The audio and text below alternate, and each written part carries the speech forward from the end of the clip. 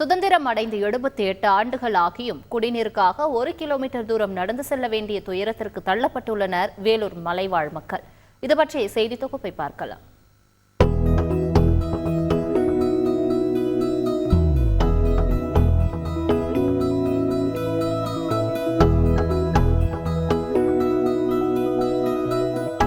வேலூரில் அமைந்துள்ள பசுமை மிகு அழகிய மலை கிராமங்கள்தான் இவை.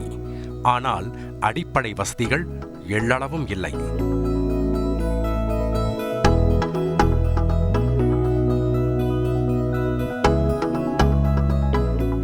வேலூர் மாவட்டம் அணைக்கட்டு தாலுகா ஜவ்வாது மலைத்தொடரில் அமைந்துள்ளது பீஞ்சமந்தை ஊராட்சி. கட்டியப்பட்டு, தேந்தூர், புலிமரத்தூர் என 14க்கும் மேற்பட்ட மலை கிராமங்களில் கிட்டத்தட்ட 12,000 பேர் வசிக்கின்றனர்.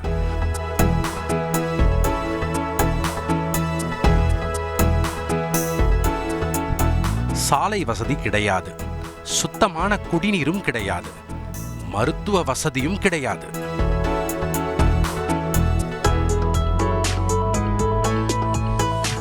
நடையாய் நடந்து பல முறை மனு அளித்தும் பயனில்லை. ஒரு ரோட்டு வசதி இல்லை. நாங்கள் தள்ளாத முடிக்கலாம் 8 நாளைக்கு படிக்கிற இந்த மாதிரி நாங்கள் தலைமையில் எடுத்து நாங்கள் சாவத்தை. எவ்வளோ நாளாக நீங்கள் எடுத்துகிட்டு வரீங்க? நாங்கள் சாவலாலேயும் இப்போ பிறந்த நாள்லேருந்து தண்ணி எடுத்துன்னு தான் இறங்கணும். இங்கே வந்து ஊரை வந்த வரைக்கும். எவ்வளோ தூரம் போயிட்டு எடுத்துகிட்டு வரீங்க? அங்கே போய் தரங்க தொழுவா நீங்கள் குடிக்க தொல்லாத கிடக்குது. அந்த தண்ணி தான் எடுத்து குடிக்கிறோம். சேர் மரியாதைக்கு வச்சு தான் சாப்பிட்றோம். அவ்வளோ தொலை போய் எடுத்துன்னு வந்து குடிக்கிறதுக்கு எல்லாம் ஒரே அல்ல அதே தான். அவங்க தொழுவா போனோம்னாக்கா அங்கே போனோம் காவாயனை அதெல்லாம் முதல்ல ஏற முடியாது. சரி, அதுக்கு தான் நாங்கள் இந்த தண்ணி எடுத்துன்னு சாப்பிட்டுக்குன்னு இப்படி கிடக்குறோம். இல்லை ஒரே நாளில் கூட தண்ணி கூட எடுத்து நாங்கள் குடிக்கல. தலைமாலையே தான் தூக்கி எடுத்து வரோம். இதுக்கப்புறமா எப்படி இருக்கணும்னு நீங்கள் நினைக்கிறீங்க? இது வரைக்கும் என் ஊட்டான தண்ணி வரணும். நாங்கள் தண்ணி வந்து என் ஊட்டான உட்காந்து சாப்பிடணும். நாங்கள் தண்ணி அலைந்து அலைந்து கால்கள் ஓய்ந்து போனதுதான் மிச்சம்.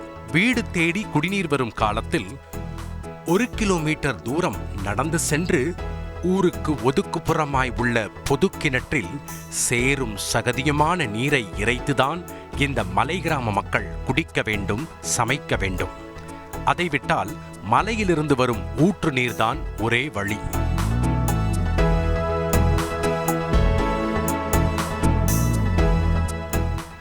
பள்ளி குழந்தைகள் படாத பாடுபடுகின்றனர். பள்ளி கட்டடமா அல்லது பாழடைந்த கட்டடமா என வித்தியாசமே தெரியவில்லை. பள்ளி வகுப்பறைகள், சமையற்கூடத்தில் சிமெண்ட் பூச்சிகள் பெயர்ந்து விழுந்து கிடக்கின்றன. சிமெண்ட் பூச்சிகள் விழுந்த அரிசி மூட்டைகளில் இருந்துதான் குழந்தைகளுக்கு உணவு சமைக்கும் அவலம்.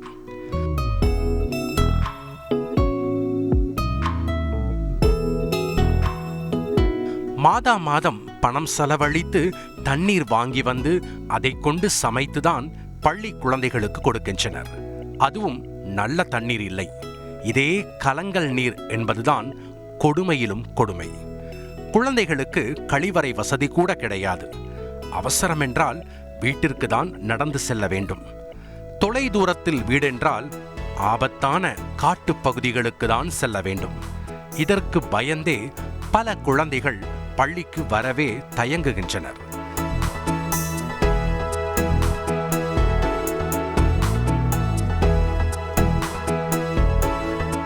சேறு சகதி கலந்த தண்ணீரை குடிப்பதால் அடிக்கடி மக்கள் நோய்வாய்ப்படும் அவல நிலை. கூலி ஒரு 150 போட்டு எடுத்து கொடுக்குறாங்க. 2 நாளைக்கு 3 நாளைக்கு பார்த்து கூலி கொடுத்து தான் தண்ணி எடுத்துக்கிட்டு நான் எடுக்க முடியலப்பா. குடிக்கிற தண்ணி அந்த மாதிரி தான் பண்ண இருக்கீங்க. நோவு நோடினா கூட இந்த நோவு வந்துட்டு கிடக்கிறேன் தூக்கின்னு பார்த்து காலில் இருக்குது. மருத்துவம் பார்க்க 20 கிலோமீட்டர் தூரத்தில் இருக்கும் ஆரம்ப சுகாதார நிலையம்தான் செல்ல வேண்டும். எங்களுக்கு ரோடு வசதி வைக்கணும். அந்த மாதிரி நாங்கள் நடக்கவும் இல்லை. நான் அந்த ரோட்டில் எப்படி நான் போகிறோம்? ஹாஸ்பிட்டலுக்கு எப்படி போகிறீங்க? ஒருத்தருக்கு இங்கேருந்து அந்த தான் போகிறோம். நடந்து தான் போகிறீங்க? வண்டியில் எதுவும் இல்லை? வண்டியால் யாரும் கூப்பிட்டு போக மாட்டேறாங்க. நாங்களே அந்த போகிறோம். உடம்பு சரியில்லாத போது எப்படி போகிறீங்க? உடம்பு சரியில்லைனா கூட எதுனா டூருக்கு இல்லையாரும் இட்டுன்னு போகிறாங்க. எல்லாம் என்ன தூக்கின்னா ஒரு கொடி ஒரு கொம்பு ஒன்று போட்டு தூக்கின்னு போகிறாங்க. வனத்துறை சார்பில் 16 லட்சம் ரூபாய் மதிப்பில் அமைக்கப்பட்ட நீர்த்தேக்க தொட்டிகளும் பராமரிப்பின்றி கிடக்கின்றன. ஆசைப்பட்டு வேணும், தண்ணி வேணும், எல்லா வசதியும் வேணும், ரோடும் வேணும், மொத்தம் வேணும். எப்போது எங்கள் துயரம் தீரும் என காத்திருக்கும் இந்த மலைவாழ் மக்களுக்கு அரசுதான் கருணை காட்ட வேண்டும் என்பதே அனைவரின் எதிர்பார்ப்பாக உள்ளது. தந்தி தொலைக்காட்சி செய்திகளுக்காக செய்தியாளர் பாலாஜி.